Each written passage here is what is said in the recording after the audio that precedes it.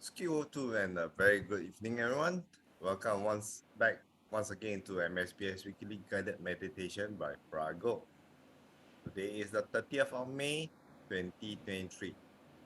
We'd like to extend a great welcome to all new viewers to this channel. It's certainly good to see all of you once again on this online platform. We are grateful to CK Adhibalo to conduct this weekly meditation session since July last year, in 2020, correct, Bante? I suppose so. Yeah. Bante was ordained under the tradition of Thai Dhamma sect at Satipatthana Monastery in Johor, Malaysia in 2008. So today we are continuing on the Majjhima Nikaya 18, on the Honey Sutta, the ball of Honey Sutta, and we may start a new topic at the end if we have time.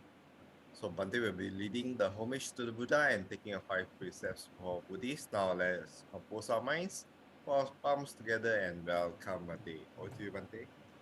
Okay, thank you, Terence, for the intro. So we can start with the opening. So we first pay respects to the Buddha, 3 bows. First bow, second bow, and the third bow. Okay, and we do the homage chant. Namo tassa bhagavato arahato samma sambuddhassa. Namo tassa bhagavato arahato samma sambuddhassa. Namo tassa bhagavato arahato samma sambuddhassa. 3 refuges. Buddhaṃ saraṇaṃ gacchāmi, Dhammaṃ saraṇaṃ gacchāmi, Saṅghāṃ saraṇaṃ gacchāmi, Dutiyampi Buddhaṃ saraṇaṃ gacchāmi, Dutiyampi Dhammaṃ saraṇaṃ gacchāmi, Dutiyampi Saṅghāṃ saraṇaṃ gacchāmi, Tatiyampi Buddhaṃ saraṇaṃ gacchāmi, Tatiyampi Dhammaṃ saraṇaṃ gacchāmi, Tatiyampi Saṅghāṃ saraṇaṃ gacchāmi. 5 precepts. Pāṇātiپātā vīramani sikkhapaдаṃ samadhiyāmi. Adinādāna vīramani sikkhapaдаṃ samadhiyāmi.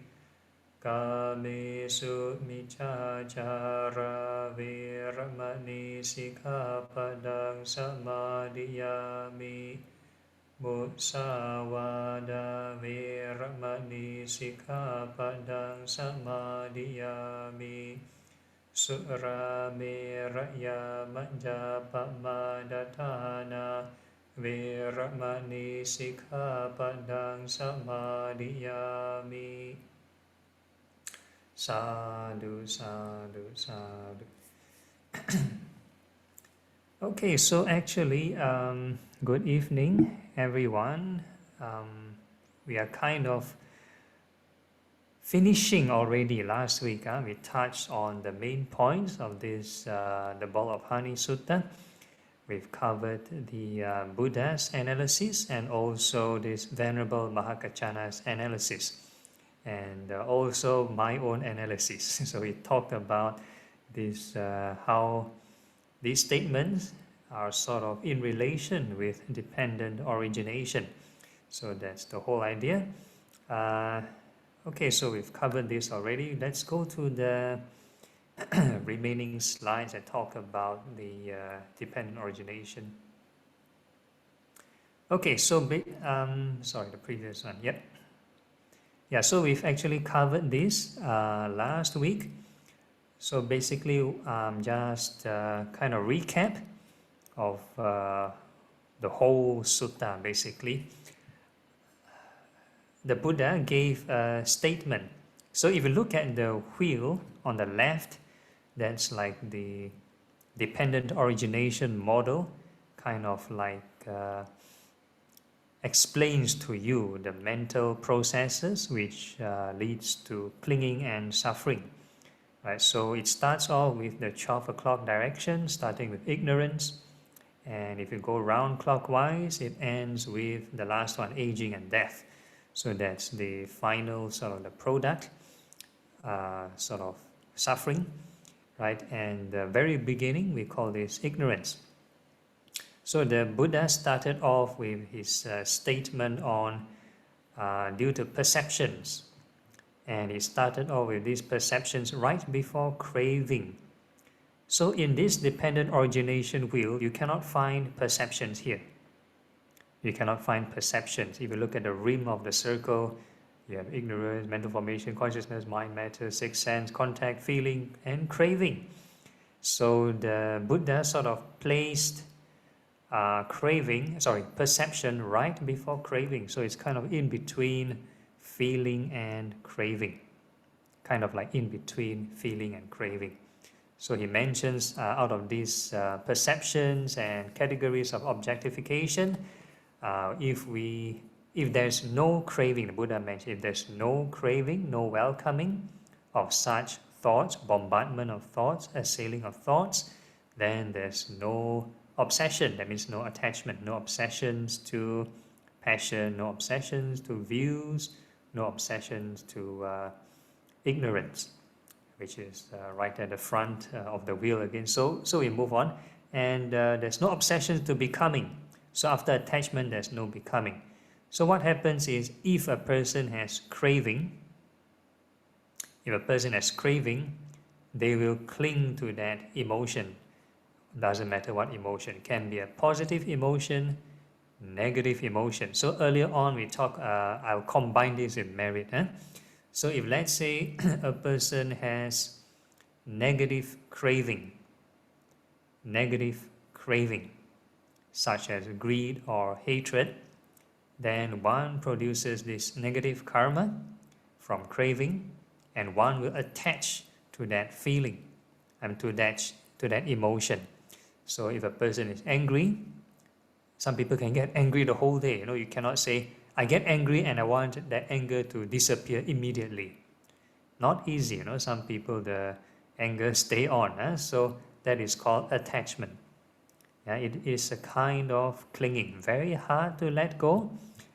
So once you have an attachment, then we become that personality. I am an angry person, for example.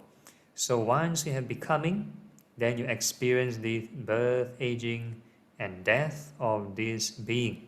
That means the angry person will go through the ups and downs, the dramas of this angry personality. Right? So the Buddha mentioned about if a person doesn't crave, then that is merit. So merit means anything that leads to pleasant states of mind, peaceful states of mind. So that is called merit. So merit have different levels. The highest would be nibbana, the highest peace. And demerit would be the opposite, anything that leads to suffering. So the more unwholesome things we do, the more evil things we do, then more suffering. So that's the whole concept. So if a person has no craving, no attachment, and then no becoming, so the person won't create these arguments, conflicts. That's the statement of the Buddha, which is in the cycle. That means no birth, aging, and death. And if you want to extend it to the 1 or 2 o'clock direction, mental formations, so that is part of sankhara. So the Pali word for the second link is called sankhara, and it is defined as mental formations, verbal formations, and bodily formations. So if a person start to create arguments, conflicts, So that's both mental, verbal, and even bodily formations. You start to pick up weapons and have arguments and conflict. So that's creating all kinds of formations. So basically the Buddha's statement covered perceptions, that means right before craving, all the way to mental formation. So it covers 1, 2, 3, 4, 5, 6, 7, 7 links. 7 links. And 7 out of the 12 links. And Venerable Mahakachana sort of expanded on this dependent origination. He wanted to go into the cause or the origin of these perceptions and categories of objectification. So he started off with saying, because of consciousness. So basically that's the third link onwards. And he used the standard sixth sense base formula for consciousness, starting with the organs. For example, I'm depending on the eye organ, depending on the external form, the object that you see. Then eye consciousness arise. That means your awareness with your eye arise. So that's the formula. Same in the ear, the nose, the tongue, body, and mind. So that is the sixth sense basis, depending on your organ, depending on the external object, then the sense consciousness arise, right? So that dependence on the senses, the physical senses and the physical objects, it's called mind and matter. Yeah, the physical senses is part of matter, and once the awareness arises, that's part of the mind. So together it's called mind and matter. Nama Rupa, that's the Pali word, Nama Rupa. So Nama Rupa is actually defined as the 5 aggregates. Nama Rupa is defined as the 5 aggregates. So mind or Nama is actually the feeling aggregate, perception aggregate, mental formation aggregate, and consciousness aggregate.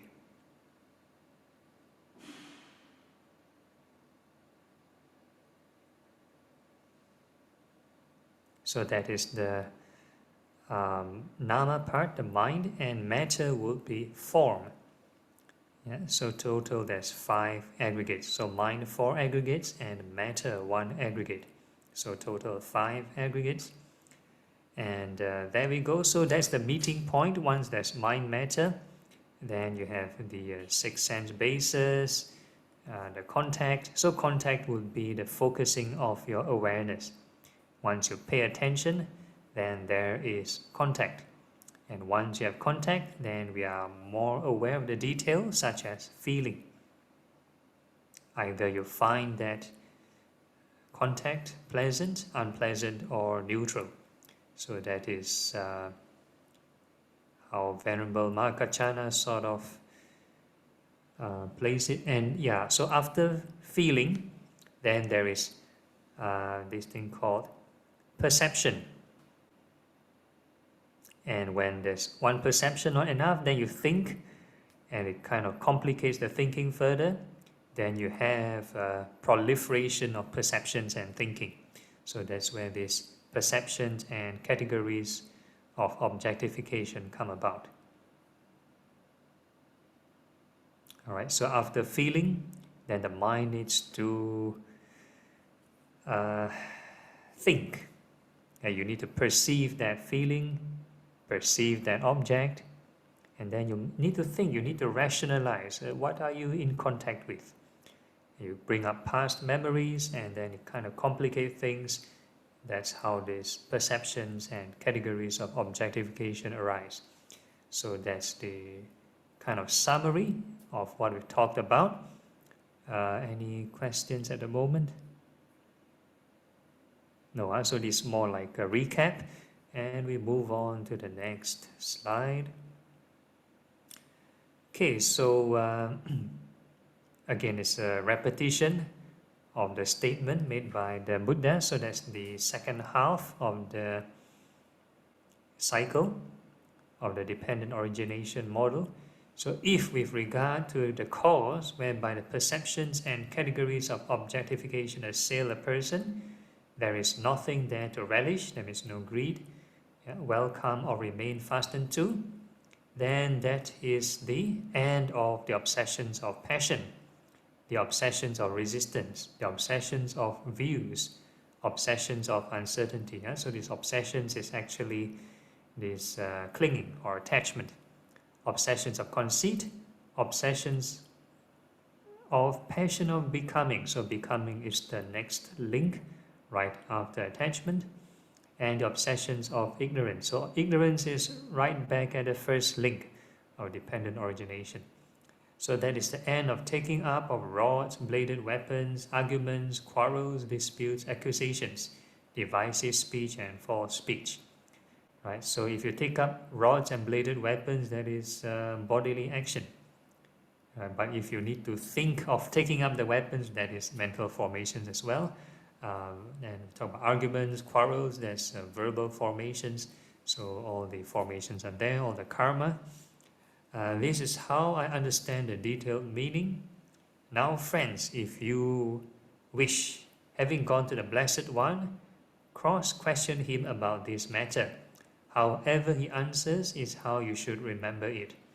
So the Venerable Mahakaccana has done his part to explain the arising of these perceptions and categories of objectification. And he wants the monks to go and see the Buddha to double check, to verify whether his explanation is correct. So we move on to the next slide. Then the monks, delighting in and approving of Venerable Mahakaccana's words, got up from the seats and went to the Blessed One. On arrival, having bowed down to him, they sat to one side. As they were sitting there, they told him what had happened after he had gone into his dwelling, and ended by saying, then Venerable Mahakaccana analyzed the meaning using these words, these statements, these phrases. Basically, is trying to reiterate what Venerable Mahakaccana talked about, the eye consciousness and so on, all the way to the objectification of perceptions. Mahakaccana is wise monk, so that's what the Buddha replied. He is a person of great discernment. If you had asked me about this matter, I too would have answered in the same way he did. That is its meaning, and that is how you should remember it. So basically, the Buddha approved of Venerable Mahakaccana's explanation, and the Buddha himself would have explained it in the same way. So probably those elder disciples of the Buddha who probably have heard his teachings many times would sort of, would have understood the pattern, understood the kind of, in this particular modern case, would be the stock formula. But for the elder disciples or enlightened monks, they would have grasped the essence, grasped the Dharma. And once they have understood its meaning, realized its meaning, then they can explain it. So that is the end of the sutta, I think. Any more slides after this? Or still have? Okay. When this was said, Venerable Ananda said to the Blessed One, Lord, it's as if a man overcome with hunger, weakness and thirst were to come across a ball of honey. Wherever he might taste it, he would experience a sweet, delectable flavor. In the same way, wherever a monk of capable awareness might investigate the meaning of this Dhamma, discourse with his discernment, he would experience gratification.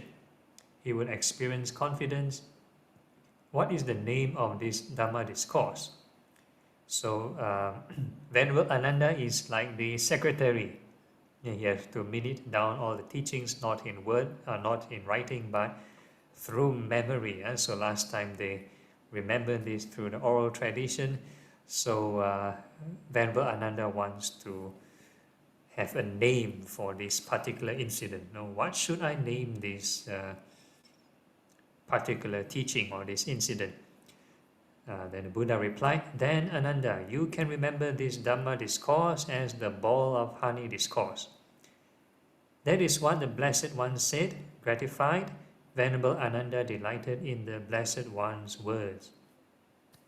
So interestingly, when the Buddha first made this statement and he left for his dwelling, Venerable Ananda wasn't there, right? If not, the monks would have approached Venerable Ananda instead. So Venerable Ananda sort of appeared, was present when the monks sort of returned and clarified with the Buddha, and that's how he kind of remembered this incident. Huh? Okay, so I think that's the real final slide of the PowerPoint, and I open the floor to Q&A.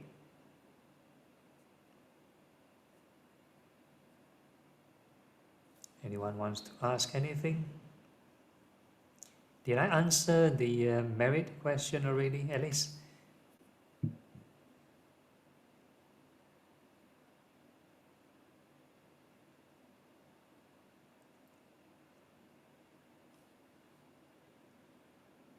I can't hear you. Huh? You need to.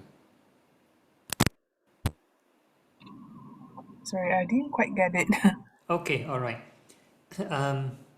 So the dependent origination will, if we perpetuate this cycle, then that is actually demerit.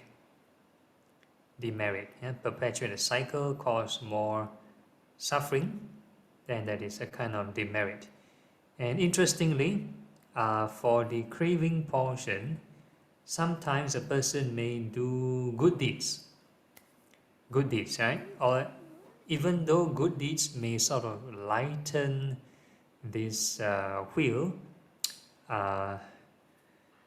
this one may still be reborn in a higher realm and still perpetuate this cycle. Even though it's merit. So merit has different layers. So the highest merit is actually getting out of this wheel. Getting out of this wheel. So that's the highest merit. So merit, have many different levels. So we talk about strong karma, heavy karma. We have the good kind of heavy karma. So jhanas can be considered strong, heavy karmas, good karmas. And higher than that are the fruitions of sainthood. If a person attains stream entry onwards, that is also a kind of merit, very meritorious, very good karma. So that's how we sort of define it.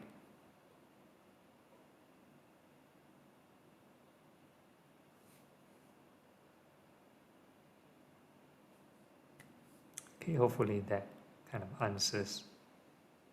So how about sharing merits? I mean, dedicating merits to those who have already passed on? Okay, very good question. So dedicating of merits is first, the practitioners, we ourselves, have to be meritorious. Then we have something to dedicate. If our mind is full of demerit, full of anger, full of greed, then I think there's nothing to dedicate. So that's why we encourage people to do more good deeds. It can be something like charity work, reciting the suttas, doing chanting, meditation. So anything that lift up the state of mind, making the mind more positive, more wholesome, more peaceful, more joyful. Then we call this a meritorious mind. Then there's something to dedicate. So a lot of times, or sometimes there might be a mistranslation. People say transfer merits. So actually merits cannot transfer. We ourselves have to sort of create our own karma. Even those beings who have passed away, they have to create their own karma. We reap what we sow. So if karma or merits can be transferred, then all the enlightened beings in the past, the many sort of infinite Buddhas of the past, would have transferred all the good stuff to us long ago, and we wouldn't need to be here, right? So that's not how karma works, how merit works. So merit basically is the sort of dedication. How it works is when we perform something good and our mind is in a meritorious state, then we think of the deceased being, or the deceased being. So if that being is sort of reborn in a realm, in an unseen realm, probably they are quite sensitive to mental energies. They are quite sensitive to your thought. You think of them, then they know you are thinking of them. So they are very sensitive. They are the kind of not so physical in nature. And if that mental thought brings peaceful, pleasant kind of vibes, we call this meritorious kind of mental energy, then they will know, somebody is thinking of me, and this person I know, then they will rejoice. So the act of rejoicing, they are creating good karma. Yeah, so they are creating good karma. So they are actually creating the path to their own salvation. So if let's say they are reborn in a hungry ghost realm, so by rejoicing, then they sort of don't deserve to be in that realm because they rejoice. So depend on what kind of good deeds you do. If the merits you do is like very meritorious or something, very strong, heavy karma, it could be a very, let's say, a high meditative state.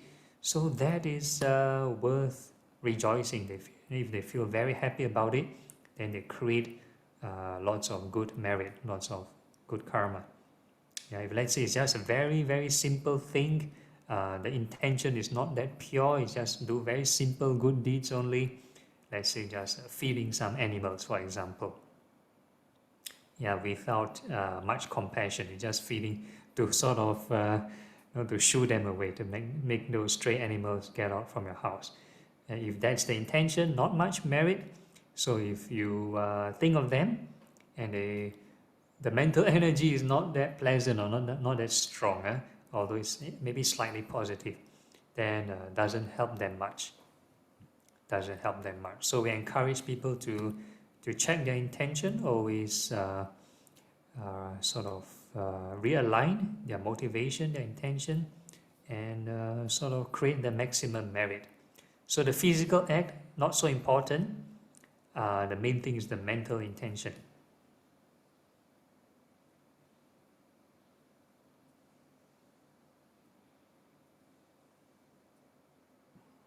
For example, when we are meditating, and then at the end, usually we will dedicate the merits, right? Yeah. So,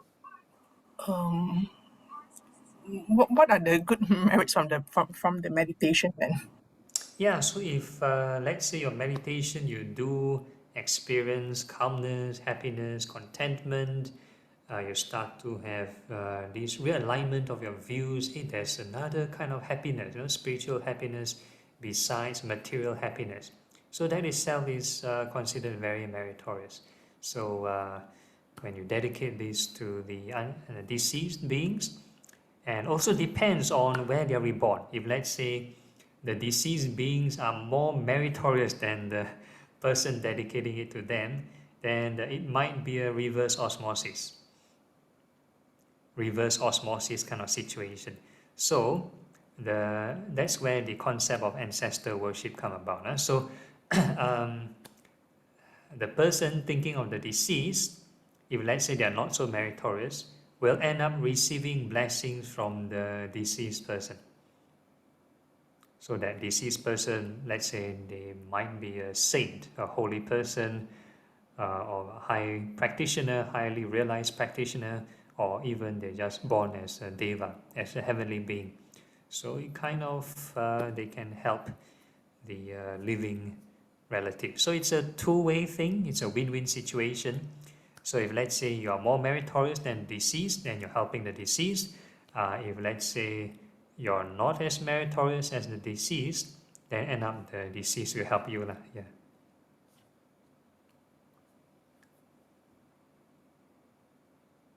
So even when we haven't reached the state of jhanas, it is still okay? Yeah, it's okay. Okay. All right. Thank you, Bante. Okay, no problem. Anyone else?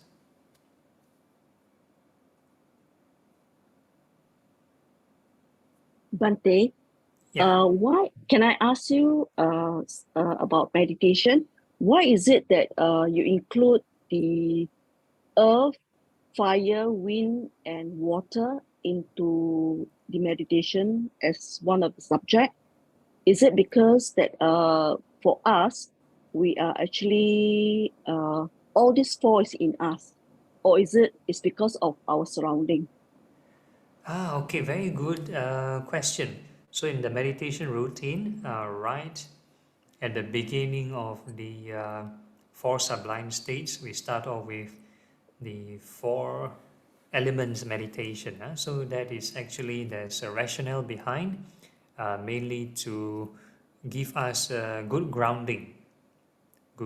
Because if everything just based on imagination only, like visualization only, then it's very easy to drift off. Yeah, very easy to get sucked into dramas. The mind very easy to daydream. Yeah, so we start off with something more evidential, which is the four elements. So that's part of the four foundations of mindfulness also. Mindfulness of the body, mindful of the four element sensations. So this will give ourselves a good grounding, and from there then we kind of use it as a framework to radiate to all directions, and we perceive all beings as these elements as well.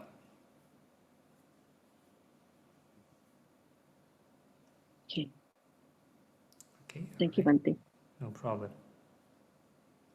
Okay, anyone else? Any questions or issues?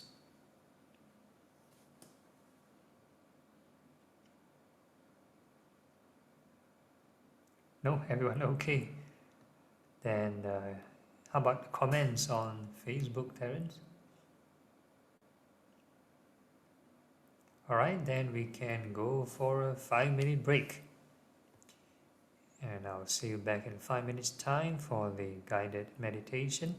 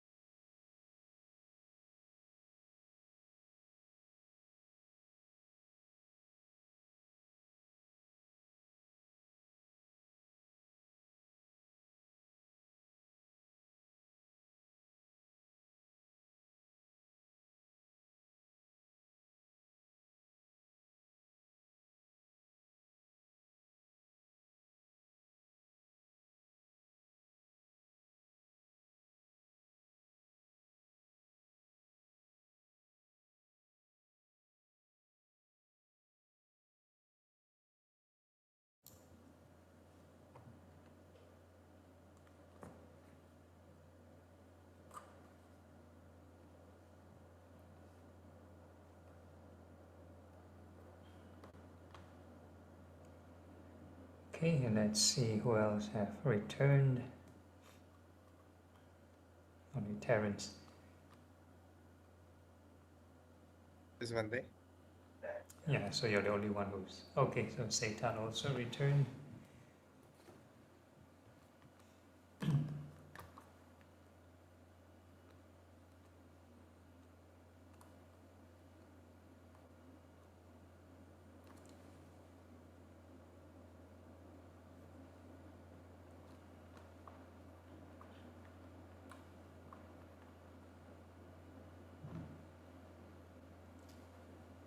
Okay, while waiting for the rest to come back, any one of you have anything that suddenly pop up in your mind, any question or something?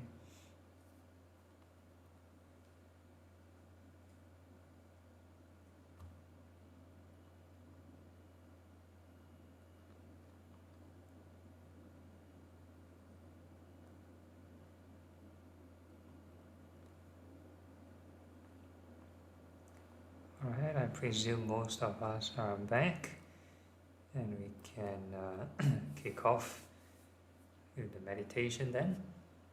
So you find a comfortable sitting position, make sure your back is upright and the rest of the body relaxed.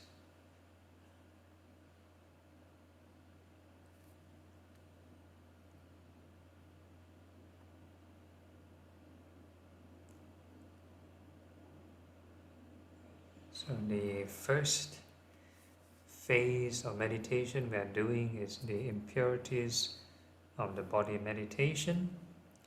We are going to visualize the external parts of the body, starting with the hairs of the head, hairs of the body. So when we think of the image, we are using the mind or consciousness, and when we generate that image, there are perceptions involved, and if we do not deliberately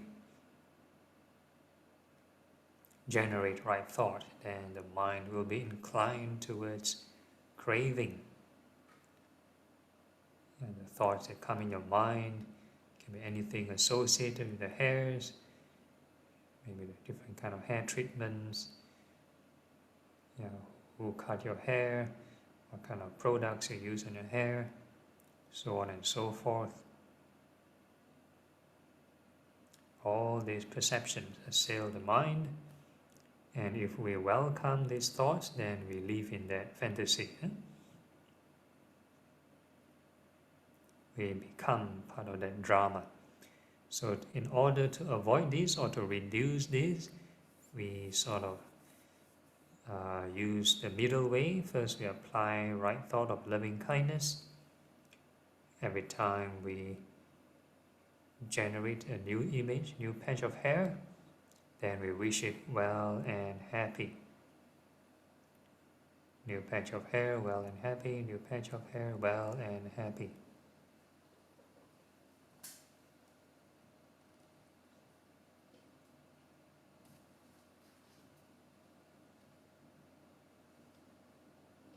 So the key is repetition. Once you stop only, then the mind will be inclined to craving unskillful thoughts.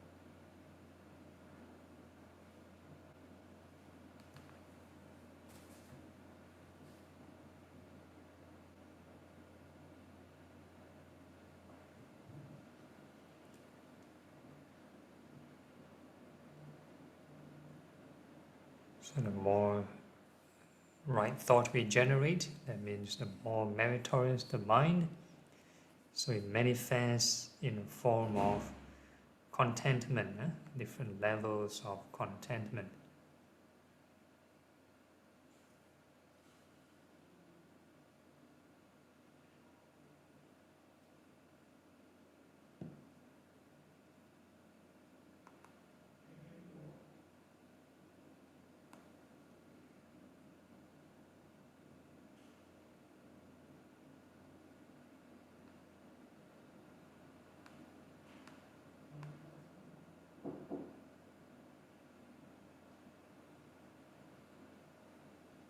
And if you find your mind relatively peaceful, then we are now going to generate thoughts of impermanence, reflect on impermanence. So that is another kind of right thought, promotes right view even, so that will reduce clinging of views and delusion. So we're going to think of these hairs growing, going through this birth, aging, sickness and death, and they go through this cycle of growing and falling many, many times.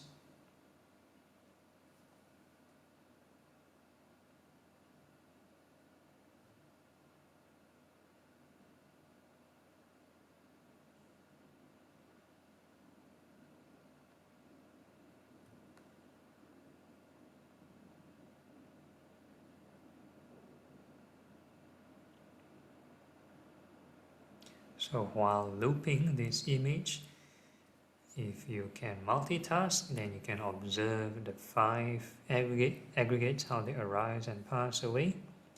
If not, you can just pick 1 or 2 of the aggregates.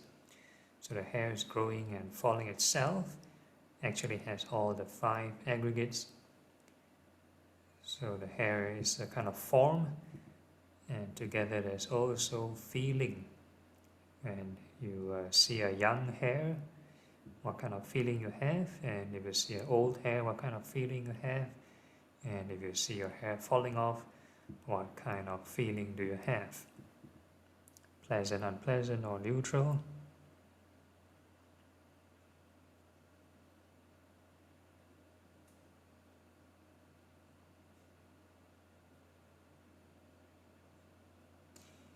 And the perceptions are actually based on your past memories. How did you derive this shape of hair, this image? How do you derive this image? It's due to the mind sort of sieving through the bits and pieces of memories. Sometimes it could be made up, sometimes the files are broken, the hairs may not look like yours. The shape, the color, the length, where does it come from?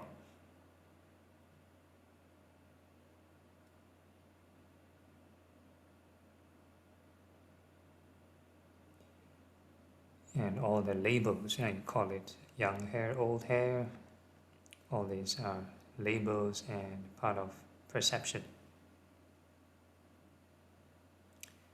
And the 4th aggregate is called mental formation. So every time you generate a new image, that is a new mental formation.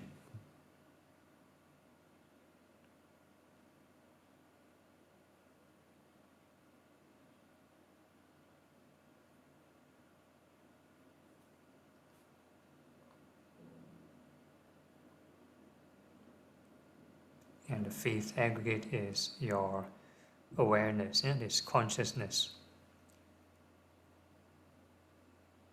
So you observe these 5 aggregates. Are they constant? Are they inconstant? So it's a kind of your real-time evidence and your own investigation.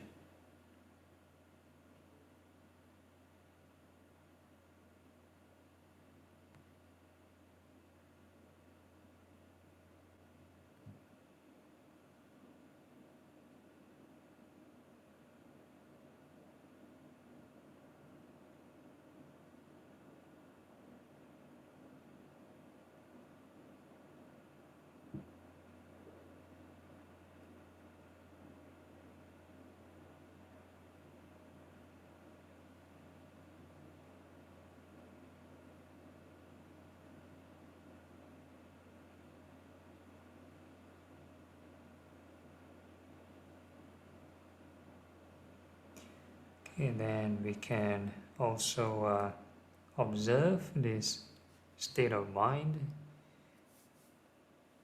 The more we think of impermanence or we reflect on impermanence, is the sense of self or the selfishness, this ego, is it increasing or decreasing?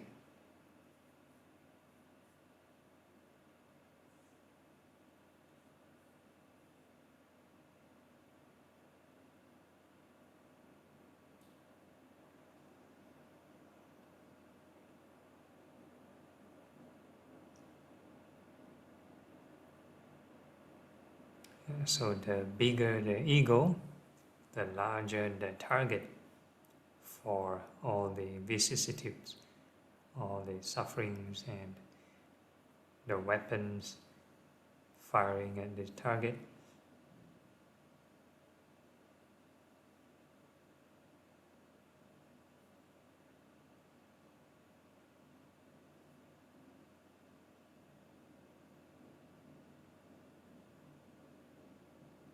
So anything that leads to more suffering, we call this unskillful thoughts. And anything leading to less suffering, we call it skillful thoughts.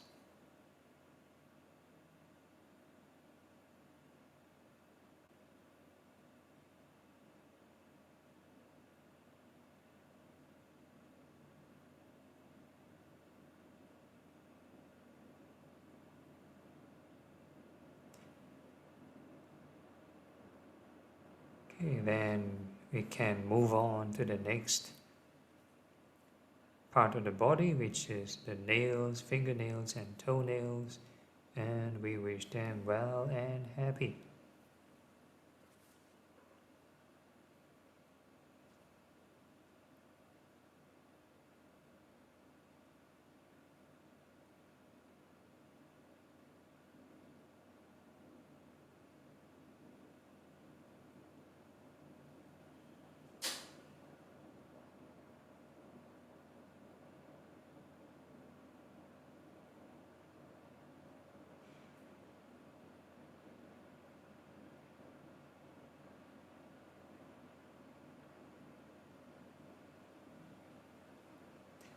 And all these nails go through birth, aging, sickness and passing away. So you think of them growing and falling, many cycles. And as we loop this process, we can observe the arising and passing of the 5 aggregates.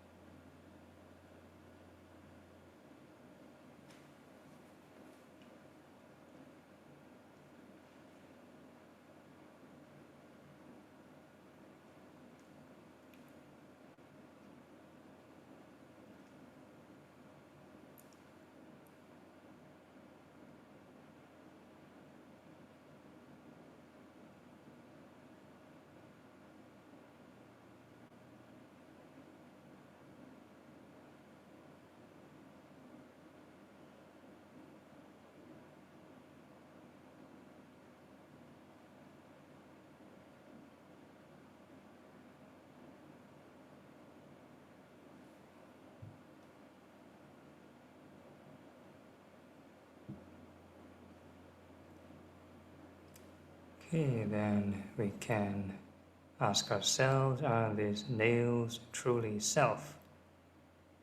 Can we ask the nails not to go through birth and death?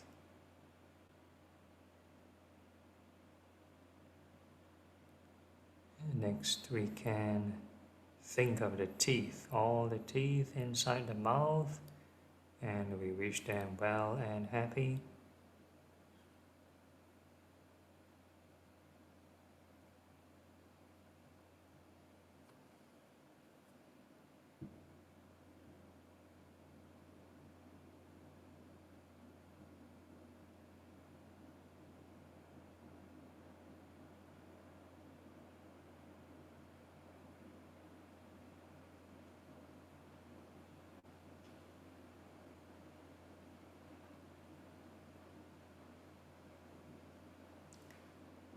And all these teeth are subject to birth, aging, sickness, and passing away.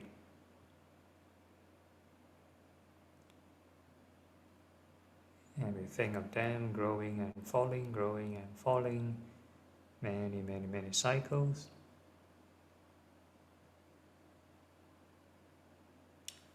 While looping this process, we can investigate the arising and passing of the 5 aggregates.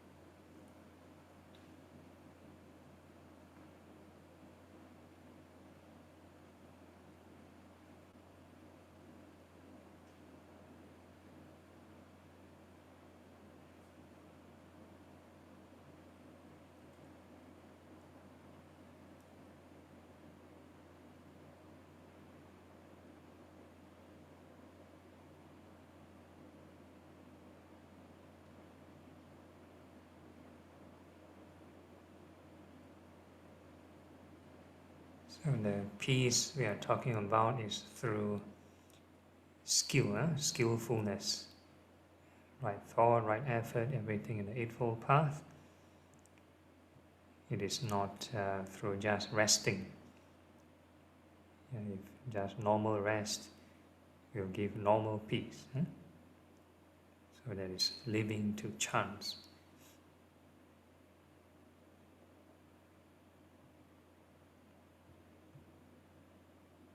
So if a person wants to experience spiritual peace, and you need to keep on generating right thought, right effort.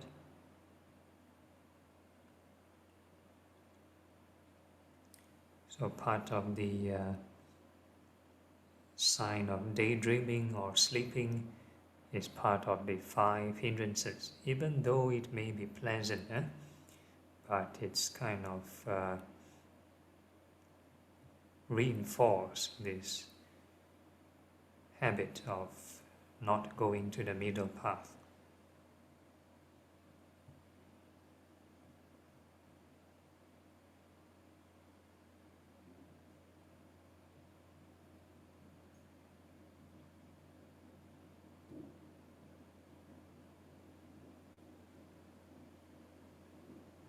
And we can ask ourselves, are the teeth truly self? Can we tell the teeth not to go through birth and death?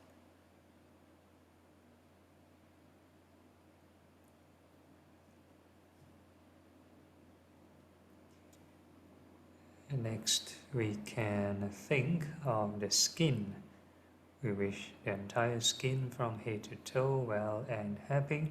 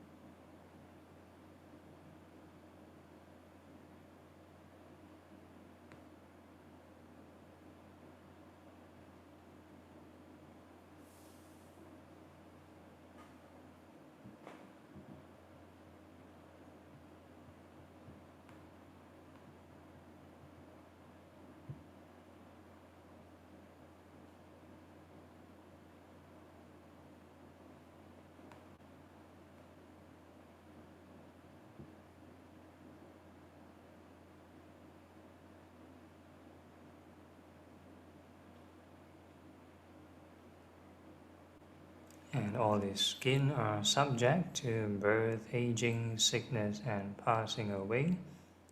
And we think of the skin growing and falling, many, many cycles.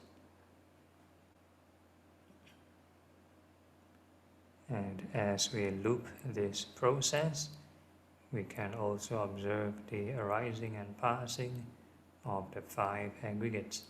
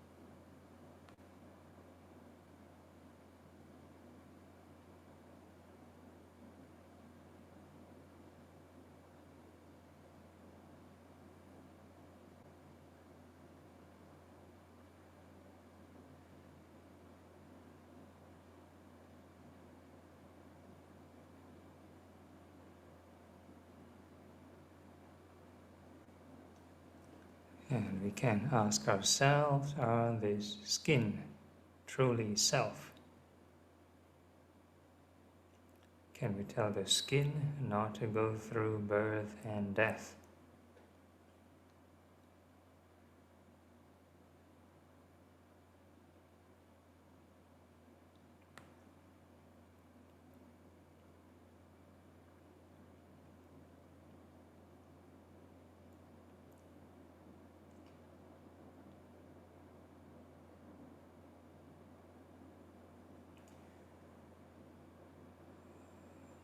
Okay, then we move on to the next phase of meditation. We are sort of starting with the 4 sublime states, and we start to familiarize ourselves with the 4 elements. So this time in this routine, there's no need to visualize. So now no visualization, just using feeling or sensations. So whatever appears in the body, we just wish it well and happy. We are mindful of the 4 elements: earth, fire, wind, and water elements. Earth represents any hard or soft sensations. Fire is hot and cold. Wind is any kind of movement, fast or slow movements. And water, moist or dry. So there is no need to deliberately create those experiences. We let it appear naturally by themselves, and our job is just to make peace with them. Do not struggle or fight with them. Whatever sensation appears, we just wish them well and happy.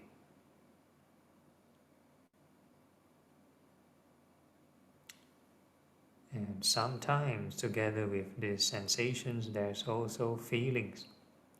Painful feelings, discomfort, unpleasant feelings, or pleasant feelings.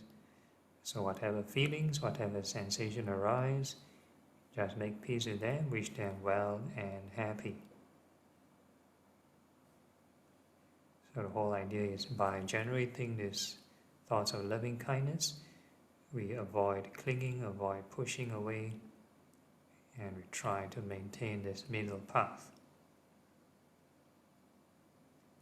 It's a bit like walking on a tightrope. So to maintain balance, you need to keep moving. So keep generating right thought, wish every sensation well and happy.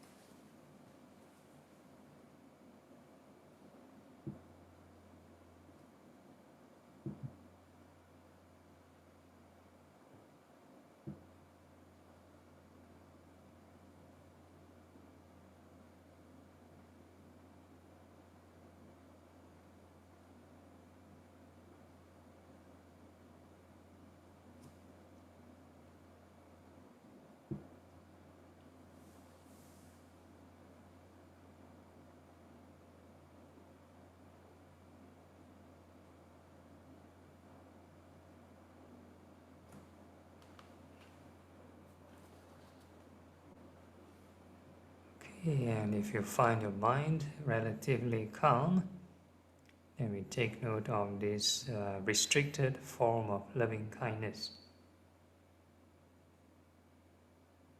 still within the confines of the body.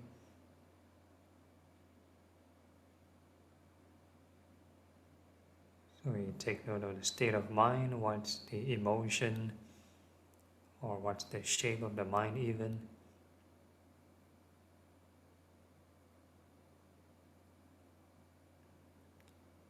And next we are going to cultivate boundless loving kindness. So we are going to wish all beings in all directions well and happy, above, below, and all across. So there is no need to push the mind, we let it expand naturally by itself. All we need to do is just make a gentle wish, and also continue not to visualize. Once we visualize, then probably past memory and the emotions associated with this particular person or persons will affect the metta. So what we are doing is this non-discriminative approach. We perceive all beings as being made up of the 4 elements and the 5 aggregates. So whatever sensation appear, we wish all beings well and happy. Doesn't matter the sensation appear inside the body or outside the body, near or far away. Whatever you detect, something appear, then we wish all beings well and happy. So this time is all beings. Emphasis on the first 2 words. May all beings be well and happy.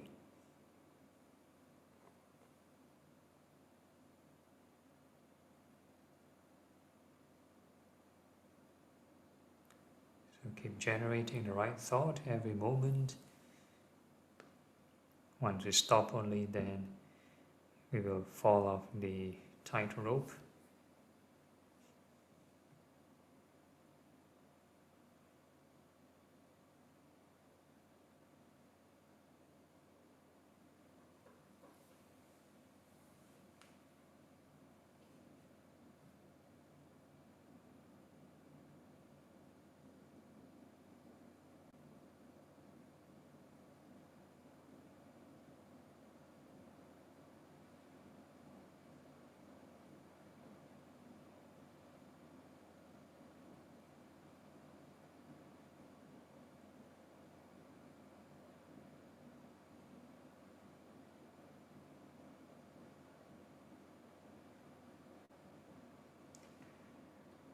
And if you keep on wishing all beings well and happy, if all the conditions are right, you have all the right thought, right effort, right everything, then one may experience this right concentration. So the wishing of all beings well and happy may lead one to the, usually lead one to the first level of concentration, which is denoted by the emotion of this joy and happiness. So if there's an increment of this joy and happiness compared to the restricted form of loving kindness, then that would indicate the first level.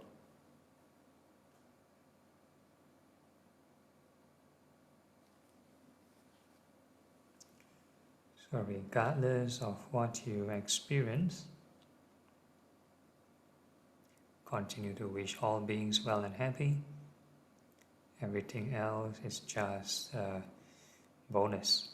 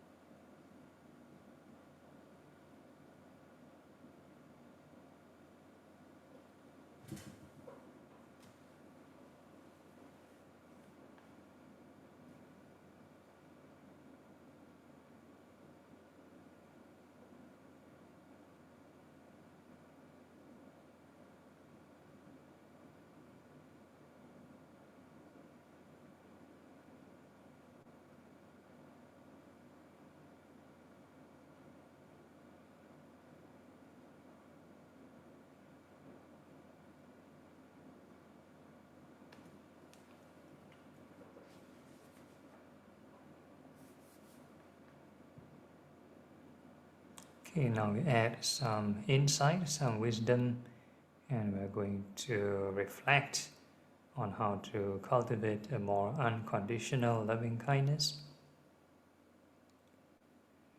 So we kind of need to shake off attachments by reflecting on impermanence. So all the sensations, we observe how they arise and pass away.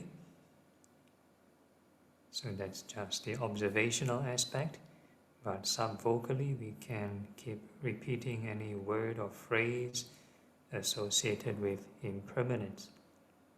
So that's the mental reflection part. You can use any word like change, impermanence, rising and falling, whichever your favorite. So that is to convert the observation into wisdom.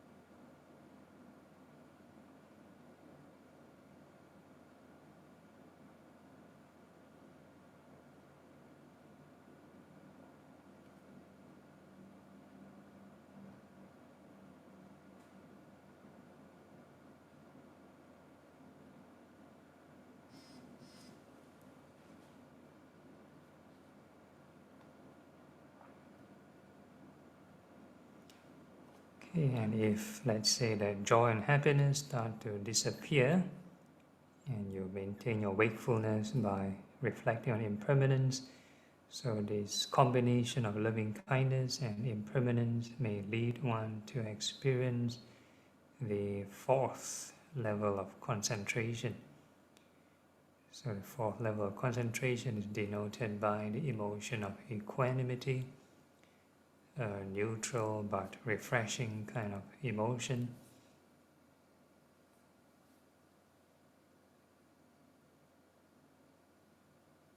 And the same thing, regardless of what you experience, keep reflecting on impermanence.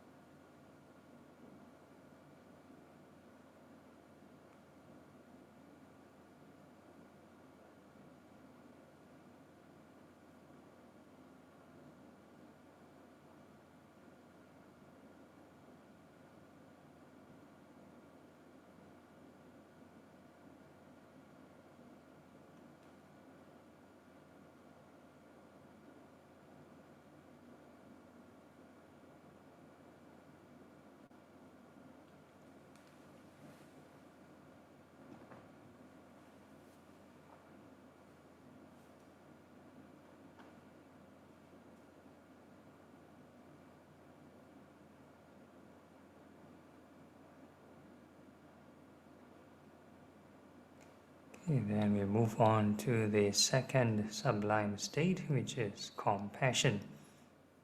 So for compassion, we wish all beings free from suffering. So likewise, we use the non-discriminative approach. So we treat all beings as the five aggregates. Yeah, so regardless of health status, sick or healthy, their financial status, rich or poor, all beings, as long as they cling on to the five aggregates, they will result in suffering. So when we do our meditation, whenever we detect any sensation, part of the five aggregates, we also wish all beings free from suffering. Yeah, so new sensation appear, we wish all beings free from suffering.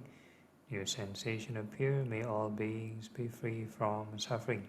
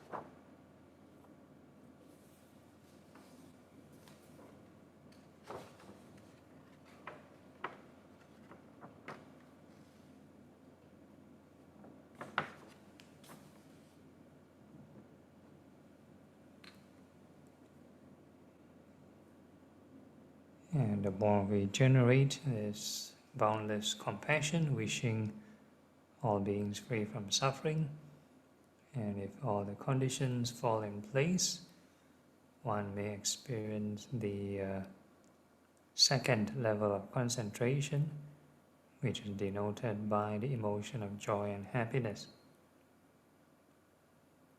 So if your compassion can feel joyful, then that is the concentrative kind of compassion. The conventional kind of compassion that we are sort of used to is normally kind of sad or sorrowful or depressing. So that's due to lots of planning and thinking and worrying, very draining kind of compassion. So in this routine, we are sort of recharging the mind, we are not draining. So the mind is more settled, it will be much more happier.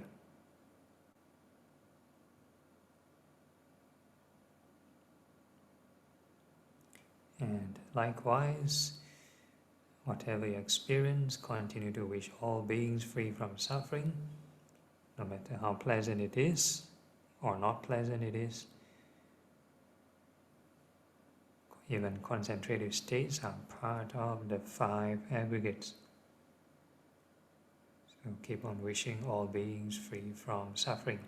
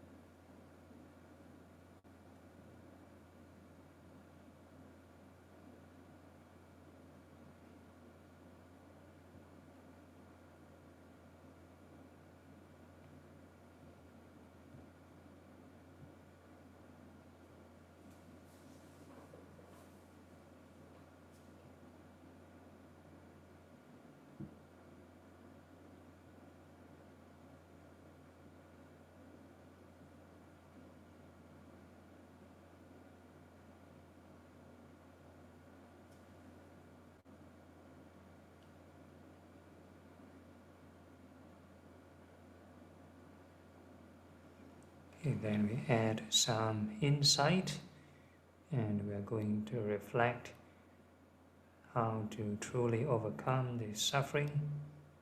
That is to not cling on the 5 aggregates. So we need to shake off this clinging with impermanence. So keep on reflecting on impermanence. All sensations, all phenomena arise and pass away.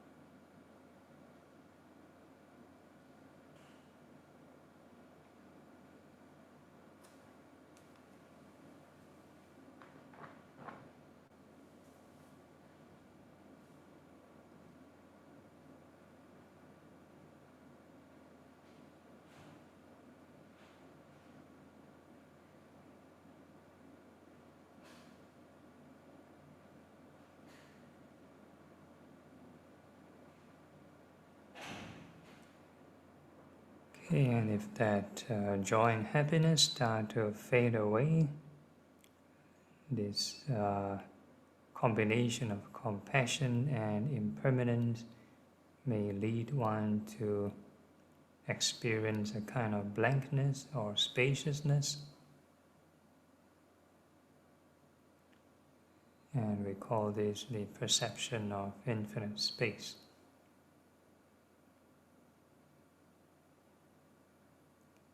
And regardless of what you experience, continue to be mindful of impermanence and try not to get lost in space.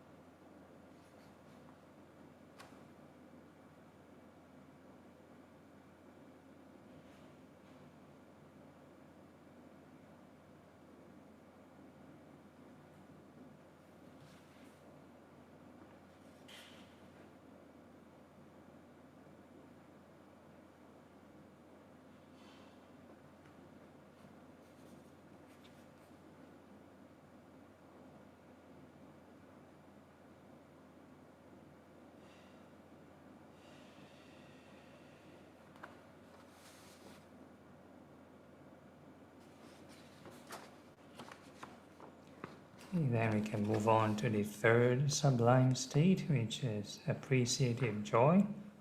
So we are going to rejoice in the accomplishments of all beings. So we are using the non-discriminative approach.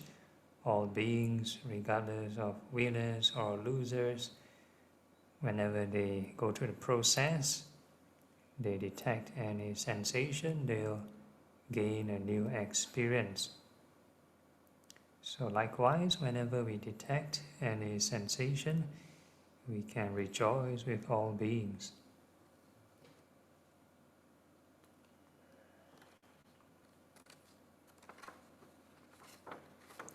So rejoicing is also a very meritorious kind of reflection. Eh?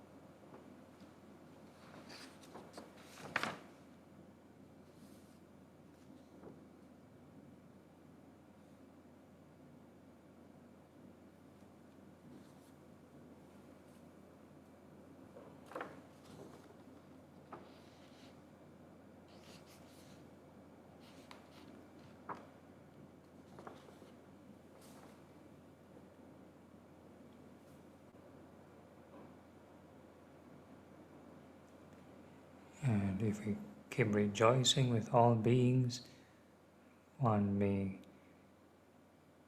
calm down the mind and experience this third level of concentration, which is denoted by the emotion of happiness.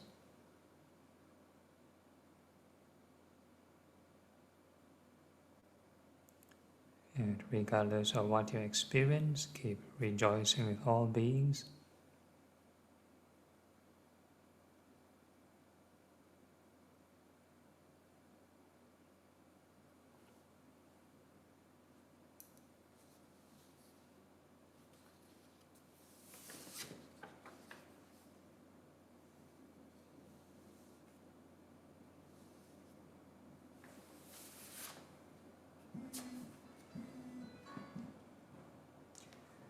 Okay, and before we conclude the session, same gentle reminder from the Karaniya Metta Sutta.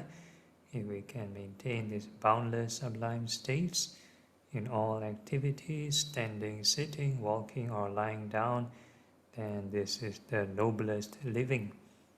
And with that in mind, we can gently open our eyes, formally end the meditation, but informally still can generate right thought.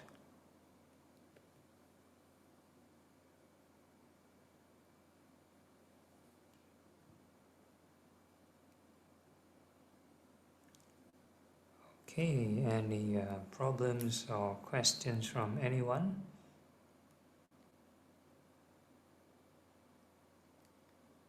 Okay, no issues, then we can conclude. So again, another dedication. Okay, so we dedicate merits.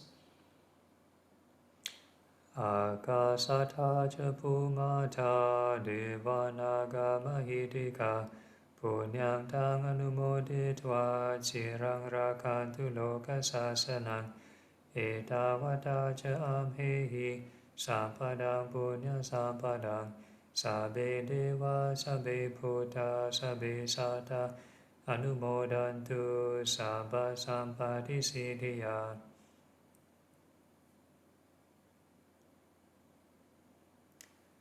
Dedication of merits to departed. Idang minyatinang hotu, sukhita hontu nyatayo. Idang minyatinang hotu, sukhita hontu nyatayo. Idang minyatinang hotu, sukhita hontu nyatayo. Aspiration. Imina punya kamena mame bala samagamo. Satang samagamo hotu, yavani bana patiya. Sadhu, sadhu, sadhu. And we end off by paying 3 bows to the Buddha. First bow, second bow, and the third bow.